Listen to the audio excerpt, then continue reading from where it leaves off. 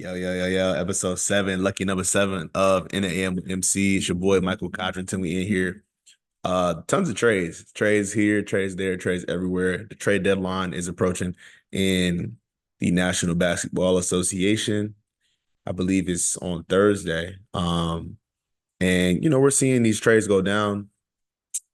Long story short, nobody is safe. In the WNBA, you got a lot of these players who are playing in multiple different basketball leagues between Unrivaled and I think it's like AU, it's like something like Basketball Unlimited. I'm not really familiar with that league, but I'm aware there's a lot of WNBA players in that league, and you got free agency and you got trades flying around here and there in the WNBA. So lots to talk about in both of those leagues. Before we get started, massive shout out to the Howard women's basketball team for the dub versus South Carolina State. Last episode, I talked a little bit about Zanaya Thomas, the transfer from Kentucky, and she had a smooth 19 and 10, 5 offensive boards, very efficient basketball. Go Bison. The WNBA trade that shocked me the most as a fan of the Las Vegas Aces, because they have the greatest player to ever touch a basketball in the women's game outside of Cheryl Miller being Asia Wilson, is the Kelsey Plum trade. With the Las Vegas Aces, it's funny because sometimes it's like enough is never enough. They were an expansion team who got back-to-back number one picks, being Asia Wilson and Jackie Young. Now they're both still on the team. Some of the highest paid in the league, very efficient players. And you bring in all the players that you bring in with that roster, and you have the best coach in the league, you're expected to win every year. And they won back to back. But this past year, they didn't contend. And when they started to not contend, they started to break down over the season. Somebody had to fall. Somebody had to be the scapegoat. And it seems that Kelsey Plum fell in that sense, that she was the scapegoat for the reason that the season was not what they expected. But obviously, she's not upset about this. She gets to go to LA and be ball dominant again. And she has some great pieces to play with. Hopefully Cameron Brink comes back in a rehabbed and stable way. Rakia Jackson, I was just watching some highlights of her games in the Unrivaled League. One of my good buddies retweeted it, and I think he said like she's really the one or something. Like her game is so fluid. And she's young. She's really like the young face of the team. Yeah, I would argue that it's her and Brink. Brink could possibly have kind of been more so in that conversation if she wasn't injured. But you got D Ham over there as well, phenomenal defensive player who has experience playing with Kelsey Plum on the Aces. D Ham left them. She went to the Sparks, and obviously she filed like a lawsuit against them because of the treatment that she received. It sucks, but this goes to show you that it's kind of always like the players are always going to take each other's sides if it's a players versus organization thing. And players rarely take the organization side. And in the cases that they do, it's in a way in which that they can probably convince their friends that they had to do this. Case example, Dak Prescott's comments during the whole kneeling situation in the NFL. I'm sure he caught some flack in the locker room from his guys, maybe not outward, but some of them might have been like, dang, like, does he really believe that or whatever? But others of them would have been like, he has to do that. He's the quarterback. You got to side with Jerry, keep your job. It's really more so about perspective taking. It's less so about what you truly believe or not. Like I said, it's the players are going to side with the players. And there's rare cases that they don't. So yes, D Ham is going under a lawsuit situation with the Aces, but Kelsey Plum has no animosity towards her, right? And she gets to go be her teammate over in LA. So LA definitely moves into a contending position. The Dallas Wings move into a contending position, making some big trades, some big acquisitions. DJ Carrington, most notably the seatbelt Selly. She does so well. And she's really one of the best on-ball defenders that we've seen in the women's game, as far as her instincts, as far as her ability to stop and start. She is very good, very talented, and a player that is going to elevate the Dallas Wings. Obviously, there are other players on that team who like to fly around and like to be competitive, but I think they understand the position that the Wings are in. It's only a 12-team league. So what ends up happening is that there's about 3 or 4 teams at the top that can contend. there's two or three teams that get stuck in the clouds in the middle, and then everyone else kind of falls below that, and everyone below that is clearly trying to make changes to their roster. And for a lot of the past couple of years, the Wings have been in that bottom 8 to 12, 6 to 12, and they'd like to be in that top four. They'd like to be contending. They have their work cut out for them, but roster wise, it's possible. There, we have probably one of the biggest trades. It was like a 5-team trade. I think that was the same trade that landed them Carrington, but the trade that sent Satu over toward the Pride of France, Satu Sabally over to the Mercury. And so the Mercury lose Brittany Griner, presumably. The word is still out on Tarazi. She's talented enough that she can go play. And, you might be ignited to play with a player like Satu, and they're loaded in the sense that if you love basketball, like Tarazi does, you want to go play basketball. You know what I'm saying? It's selfishly, you want to go play basketball. I think Tarazi knows that her best years athletically are behind her, but her IQ is very high. She can still shoot the three ball. She can still run the pick and roll. But you saw with that beef she had with Skylar Diggins, Jackson Smith, sometimes you I don't know why I called her that. So with Skylar Diggins Smith, sometimes you have to get out of the way, so to speak. And that's definitely a theme within the Lakers situation as well, which we'll get to, right? Like getting out of somebody's way. To what extent? What does getting out of their way look like so that the team can be successful the way that the team should be successful? Back to the Aces though, because like I said, I am an Aces fan. So where does this leave you for the Aces? Yes, you traded for Jewel Lloyd. You have Chelsea Gray, you have Jackie Young, you have Angel Wilson. Hello, who else is on the team, right? Sydney Colson, some of their bench depth and really like the personality of the team just announced that she's signing with the Indiana Fever, who are the title favorite. The Aces are always going to have that rivalry with the New York Liberty. They really are not going anywhere at the Liberty as long as they have Sabrina Ionescu and Brianna Stewart, they're not going to go anywhere. So the Aces always have to look forward to getting up for those games. But with the players that they have, they're going to be tested. And I think that they need two things, whether it be free agency or the draft. And you got to understand they lost Kate Martin as well, a player that you would imagine would take a year or two leap of some sort for them. She got drafted in the expansion draft by the Golden State Valkyries. So if you're them, you need length and preferably defense. They have the number 13 pick, which is the number 2 pick in the second round. So there's going to be a lot of value there. I think a player who can accomplish both of the things that you need and who will most likely be available there is Sanaya Rivers from North Carolina State. Go Wolfpack.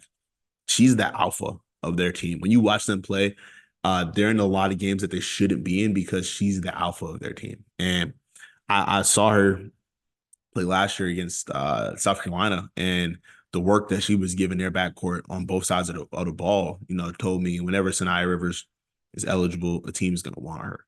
And this is a loaded draft in the sense that there is an abundance of 6'1" and up players who are rangy and can do a lot, and she's no exception. She's 6'1".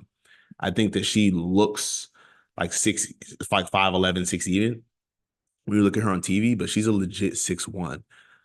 She reminds me of like a Russell Westbrook type, like scrappiness. Like she has that scrappiness, and she could use some work with her shooting, like her percentages, her splits. But I think that that's a good player that you look at if you're the Aces.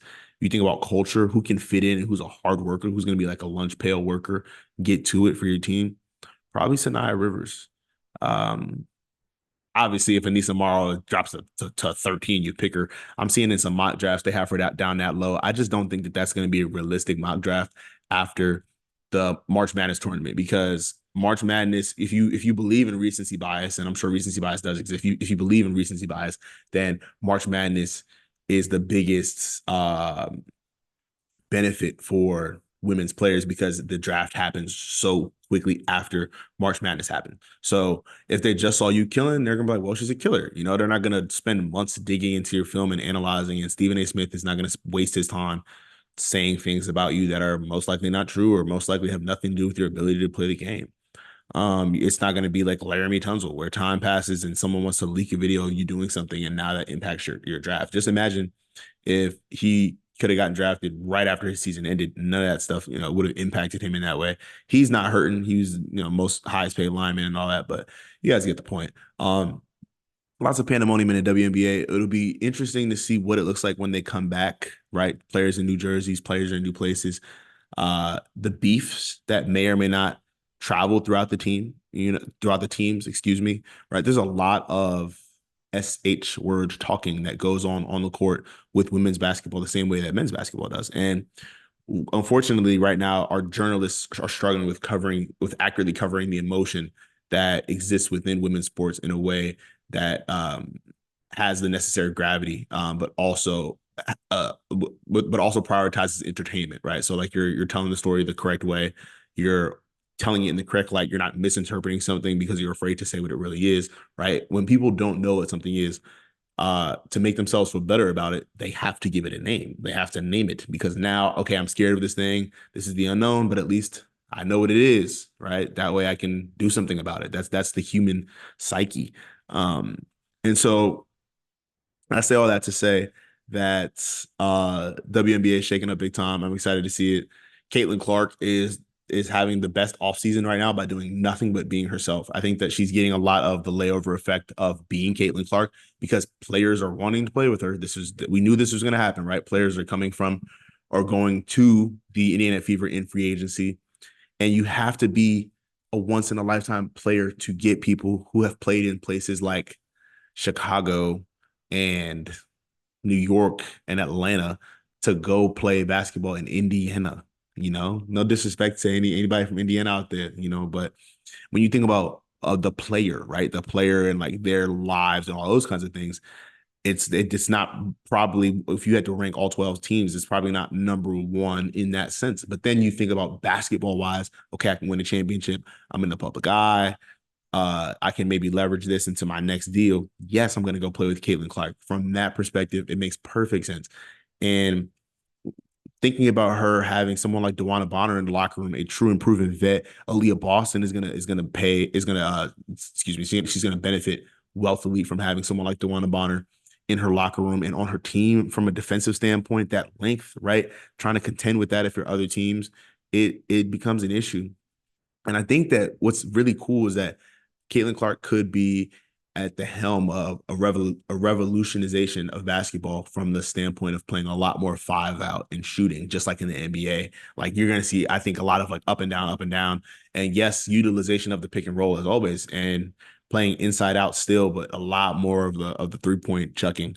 But I think that it obviously in the NBA, people claim fatigue. I think that it's going to be again a revolutionization because it's going to be in a healthy-ish way that doesn't detract from the appeal of the game. So it'll be a nice balance, and fans will be pleased with the product. I think that's my prediction for what the Caitlin Clark Indiana Fever will look like in year two. But yeah, brief pause in the action here. It's Cod's Kitchen, baby. Episode 2. People, I clearly have an affliction towards Mexican food. I talked about, making some tacos last week, and this week I made chicken taquitos. So chicken taquitos are not that hard to make, if you're making it like the easiest way you can make it as far as the authentic ways to make it, right? I can't speak to that at all, but the easiest way to make it, you want to get a rotisserie chicken. And I do this every time I get a rotisserie chicken. If you don't like to touch the chicken, which some people don't, and all that, just put a pair of gloves on. But the chicken is cooked. It's prepared already. So it's a nice chicken, and sometimes they're flavored a certain way, and sometimes they're not. You take the chicken, right? You go home and you separate it by white meat and dark meat. You just tear up all the parts. And what's great is if you want shredded chicken, you literally take the parts and you take them out the bone, or you can just separate it and have the whole wing or the whole thigh or whatever, however you would like to prefer your chicken. But for the purposes of this recipe, I prefer um dark meat because it's juicier. And it like when you fry and when you do like, you fry quesadillas and stuff like that, it doesn't tend to dry out in the way that chicken breast sometimes can. And so I like to separate it, do white dark meat, and you basically, you saute some onions of your choice, a little butter, a little onions, and then you throw in the chicken. Just warm it up for real because again, it's cooked already. You don't want to cook it too, you don't want to reheat it too much. Season it to your liking. I also, this is the secret ingredient. I can't tell nobody else. I'm telling the world. I put a little bit of like that Ortega, like I think it's enchilada sauce, just a little bit though, like not too much, small amount. It's really, really nice. And it shines through in the taquitos. But um, then I take that out. Basically, you warm up the tortillas. I found some tiny, tiny zero carb ones that are like 25 calories, but the average tortilla you're probably going to get that's the size you want to use is like the Mission 100-calorie one. Do that, roll it up, and then I use toothpicks, right? So this just happens to work perfect for me. But if you're not a toothpick person like myself and don't just have them lying around the house, then go purchase some toothpicks for like $1. Roll them up, stick the toothpick in it. You might need more than one. And the key is that you put it in the freezer just for like 10-ish minutes to get it firm. If you put it in for longer than that, then the inside of the chicken is not going to cook when you fry the outside of the tortilla, and it's going to create a whole mess. But chicken taquitos, the microwave, I like to excuse me, I like to dip mine in some sour cream and pico de gallo. And that's all I really do, nothing extravagant. That's something that you can make on a weekday that all in all would take you like from start to finish would take you less than an hour. Put a little salad with that, a little fries, whatever you like to do. And yeah, I never had one complaint yet from them taquitos. So shout out to those. NBA, the National Basketball Association. Before we even talk about Luka Doncic, I want to quickly talk about Jimmy Butler doing some bad business. So I just read a report that Jimmy Butler's associates, first of all, they vetoed many trades that would have gone to contending teams, such as the Golden State Warriors. They wanted to do a swap that was him and Andrew Wiggins as the blockbuster aspect of the trade, and then there would have been other business things attached to that trade. But the point is him for Andrew Wiggins. Imagine Andrew Wiggins on the Heat team as they're currently playing. They would be a contender in the East. Jimmy Butler on the Warriors would be a team of guys who probably want to fight each other. It would not be idealistic, but who cares, right? Like the players would convince themselves that would work because they think that Jimmy Butler is way better than Andrew Wiggins, when in reality, that's only the case if he's going to play like Jimmy Butler played when he was, what, 30, 32, 33. That's not the case anymore. He's not doing that stuff anymore. And he's not Jimmy. He's riding off of this, playoff Jimmy and da da da. He's riding off of that. Like he put up a historic performance in the playoffs when he had that 50 ball. But I mean, I'm not ready to sit here and this is why I was always saying Jimmy Butler is not this super max slot player. Like there's too many super maxes available, but not enough super max players. And then there's not enough maxes available, but more players that are quote unquote max players than you would think. And then below that, again, there's like certain money available for certain slots, but like there's either not enough players who fit that slot or there's too many players who fit that slot. So this super max thing, right? Every team is technically eligible to give one out depending on certain things. And so they're not 30 players, 32 players, whatever, in the league who are good enough to be receiving that kind of money. It's just not the case. And so you get in situations like this with Jimmy Butler where he's trying to hold your franchise hostage. You sue him, right? You take his money away, make things difficult for him. He continues with what he does. He does these social media antics. And so now he's vetoing trades, whatever. And they're obviously going to get him out of here. Like there's no way that they don't get him out of here. They're going to get him out of here. But they're vetoing trades and all this stuff. And I read this report that Jimmy Butler wants to go back and negotiate his deal with the Heat. He wants the deal to be in place. And then if a team calls that he likes within the last 24 hours of the trade deadline, which is coming up, then he will accept that trade to that team. So, translation, he wants the Heat to throw him a bone and help and sign his extension, and then another team will, take on the money or whatever. But they're not going to throw you a bone. Look at what you're doing to them. I like Kevin Garnett's take where he was saying you're ruining yourself and talking about the positionality of the players versus the owners. But above all that, I'm Jimmy Butler. Go out and get 50. Do what you did when you were with the Minnesota Timberwolves. Go out and prove that you're worth what you think that you're worth. Because what I'm seeing right now is an all-star in Tyler Hero, who was named all-star. What I'm seeing right now is Khalil Ware and Bam Adebayo looking like a scary front court. What I'm seeing is Eric Spoelstra doing some of his best coaching. I'm not seeing Jimmy Butler playing basketball. So go out there and hoop. Show us what you can do. Show us what we as fans have forgotten, because we've clearly forgotten. We have not seen you play basketball in too long. The Luka trade maybe will give you a swift kick in the pants to go play some basketball, because it clearly gave that to Joel Embiid. We ain't heard from Joel Embiid in about 15 games, and I just seen that brother hit a step back off his bad knee. Very, very handily, you know. Guys are being scared into going to work. And Luka, listen, trading a 25-year-old who was a first team All NBA 5 times in his first 6, 7 years in the league is unfathomable. Like, on paper, there's not really words to describe that, because the gamble that they're taking is that his body's going to break down and all of this stuff. You know who else we heard that stuff about? James Harden. People always talked about how James Harden has a ceiling on his game because he spends all his time doing extracurricular activities and hanging out with rappers. I have seen so many videos of James Harden running the stairs at odd hours because he cares about his check more than anything else. Yes, he could work harder. Yes, he could have a better work ethic. James Harden was named an All-Star in year 16 because he's still James Harden. So if Luka in year 16 looks like James Harden right now looks in year 16, then the Mavericks will have lost a trade. I don't know if he's going to look like that, but the point is, right now, he's going to look like him and LeBron are going to do some unspeakable things to the league. I don't care if it materializes into playoff success or not. They're going to do some unspeakable stuff to the National Basketball Association, because both of them have such high IQs. They're both like the same size. They run up and down. They play run and gun. They get the ball to people in these insane, unthinkable pockets. They get the ball to them in these crazy pockets. Luka and LeBron James together are a problem. There's no two ways to spin it. Not enough people are really mentioning the fact that this clearly was supposed to be a trade for Kyrie Irving in its first iteration. Nico Harrison and Rob Pelinka keep sticking to their story. You know, we had coffee. It was one thing. It became another thing.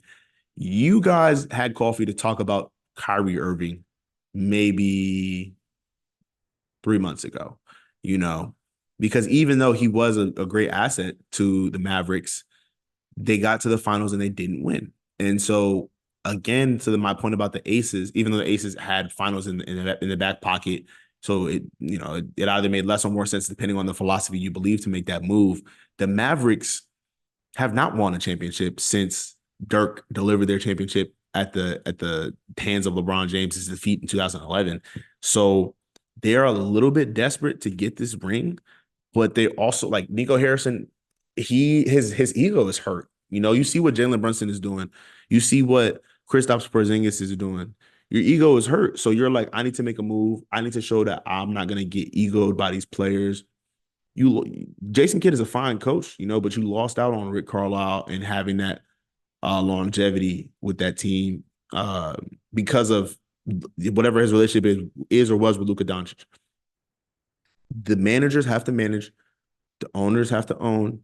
The coaches have to coach. If you're a general manager, that's that key second word, manager. That doesn't just mean you make phone calls. That means that you manage stuff. And that doesn't mean you go micromanage and coach, but go manage it. Hey, Luka, I noticed that you and your head coach have not had a conversation face-to-face in 2 weeks. Is everything okay? It's that simple. We don't let the rumors leak, and you don't make these moves, these trigger moves to protect your ego. Now, is there more that they're not telling us? I 1,000% think so, because there's always more that they're not telling us. But the fact remains that this was going to be a trade for Kyrie Irving, so Kyrie and LeBron can play together in Los Angeles, because LeBron wants to play with Kyrie. LeBron probably had no idea they were going to get Luka. And he said, oh my God, Luka?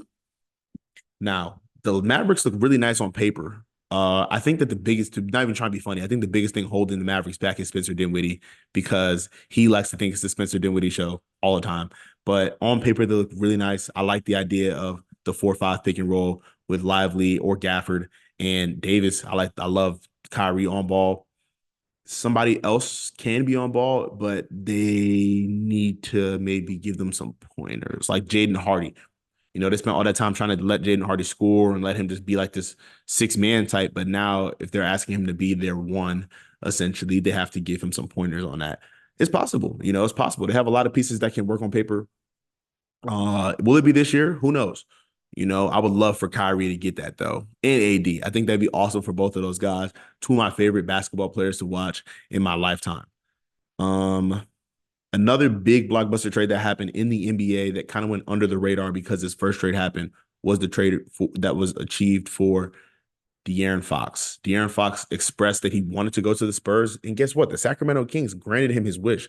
That's a little interesting to see because they were finally playing their best basketball after firing their coach. And there was some suspiciousness around that as far as his relationship to De'Aaron Fox. If De'Aaron Fox greenlighted that, if Fox felt like that was his last straw with upper management, whatever have you, the fact remains that he's gone and that Doug Christie took over and that the team has been very successful since Doug Christie has taken over.